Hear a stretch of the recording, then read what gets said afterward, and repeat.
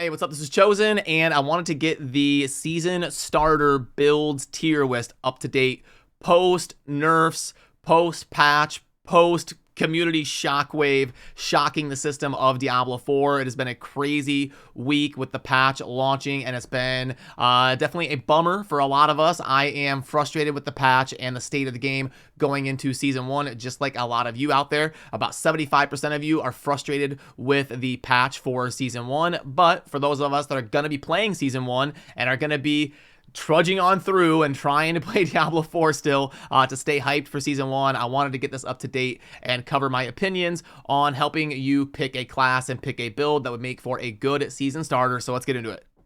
Okay, so a little bit ago, I did a collaboration with my good friend and teammate Veiled Shot, and we laid out some of the different builds here in Diablo 4 and how they would relate for being a season starter, which when I mean a season starter, I mean like this is the first build you aspire towards really putting in some work to min-maxing. Like you build your Paragon board for it and you farm the right gear for it. Like that first build that you're going to consider actually min-maxing. Now, obviously, you're going to be doing a bunch of different stuff. You're going to be picking different skills based on items that drop, and you're going to be doing different things while you're leveling like super early, 1 to 30. Things are going to move around. Skill points are going to move around. I'm talking about the first build that you actually really try to invest some time and some gear and some resources into getting it working.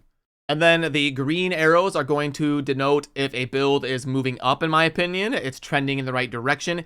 In the scheme of the game, obviously the whole board would be filled with red arrows if we were going just kind of compared to what everything was 4 days ago. But I'm talking in the grand scheme of the game and how the builds compare to each other. The green arrows mean a build that's trending up, and the red arrows mean a build that is trending down compared to some of the other stuff.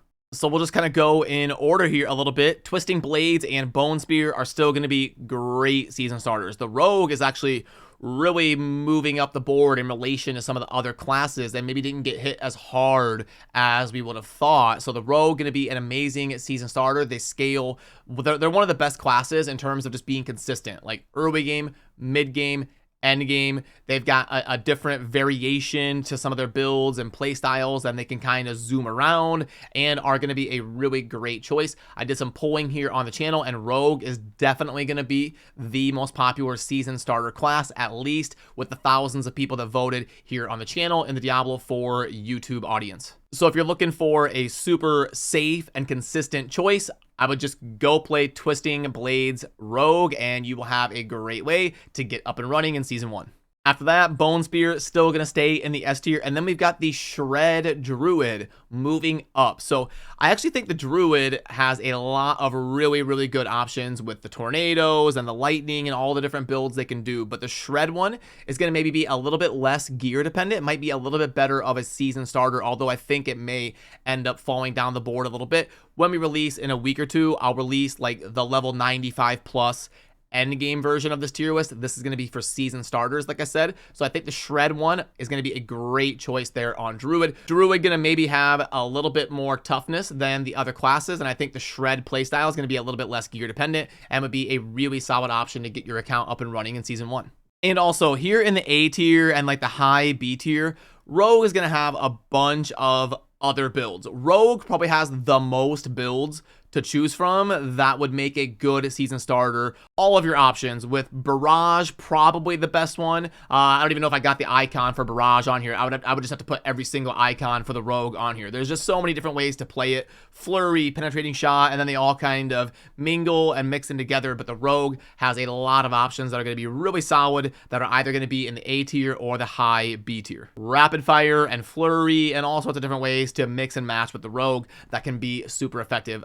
Whirlwind sliding down out of the S tier. I think Whirlwind is going to struggle a little bit more with toughness. You can't really be as lazy just whirlwinding through everything. I still think it's going to be a really good season starter. Maybe not going to keep up with like the Twisting Blades Rogue and the Shred Druid and the Bone Spear Necro though, so it does come down a little bit. And then right there in the middle of the B tier, we've got the Summon Necro. Now, I think I'm going to be maining the Necro here in Season 1. I played the Sorcerer as my main class for hundreds of hours in the betas and the pre-seasons and all that, but I think I'm going to switch on over to the Necro side of things and see how much I like doing the hybrid of the Summons and the Bone Spear and trying out both of those different playstyles, and then knowing I'll have something that scales pretty well in the endgame. So I think I'll have a lot of fun trying out the Necromancer as a starter for myself here in Season 1.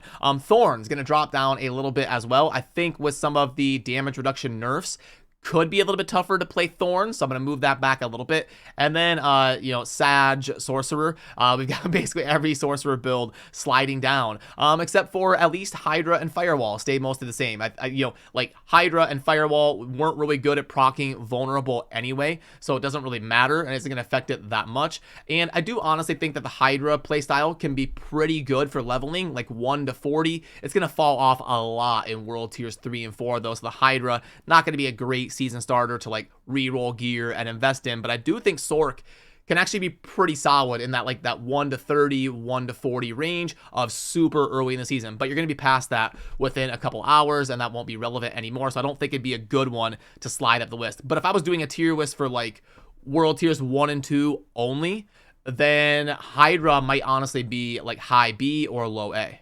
And it's a similar story with Ice Shards. It's still going to be decent, and it's going to be pretty solid. It's going to start falling off really fast. They do have a really fun Malignant Heart that is going to pair with some interesting things for Ice Shards, but it's just going to be rough for the Sorcerer, I think. We could all end up being wrong, and maybe Sorcerer is going to be cracked when we just kind of start min-maxing builds and figure out Season 1 a little bit here in a week or two, but it just seems like all of those Sorcerer builds are going to have red arrows next to them because we're sliding down just based off of how they're going to be functioning in relation to the other classes. Also, the Hoda Barb are going to be falling down a little bit compared to what we thought it was going to be a few days ago. And then I made sure to put Incinerate there on the board in the F tier because Incinerate is going to be kind of like our barometer. It's going to be our control subject. It's like when I'm talking about a build and I'm like, hey, this build's going to be pretty bad. It's going to be like, okay, but it's not Incinerate bad. Like we gotta have like a point of reference on the tier list. So I'm gonna put Incinerate there in the F tier. It's the worst skill in the game. You are never gonna be doing a build around Incinerate, ideally. So we're gonna put that on there as a point of reference when I say, okay, like the Bloodlance style is bad, but it's not Incinerate bad. We're gonna put it above Incinerate, but Bloodlance is still not gonna be a great option there for the Necro. You're way better off going like the Summons or the Bone Spear there in the endgame. So yeah, as far as like just season starters, like let's say you're just trying to get your account rolling and you're trying to farm efficiently like that first week, I think it's going to be Rogue and Druid a cut above the other classes.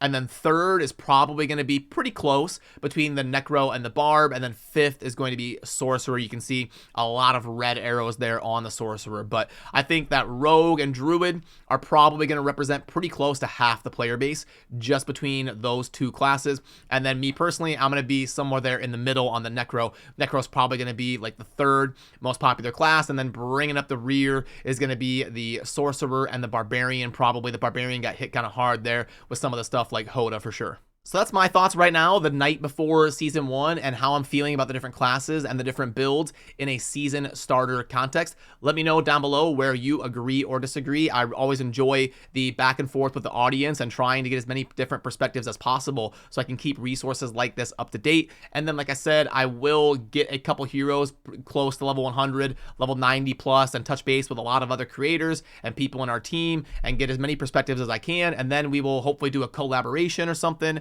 and try to get an end game tier list in terms of like the level 95 plus min-maxed builds when it comes to pushing some of that more end game content like Nightmare 100s and all of that. We'll see if we can rank this and compare it to like the season starter and the end game and all of that here on the channel. So it would mean a lot to earn your sub down below if you enjoy daily Diablo 4 content. And I know we're all bummed out about the patch, but cheers to all of you that are still going to be playing on Season 1. I will be there suffering through with you as well. So I'll see you soon in the next video. Have a good rest of your day.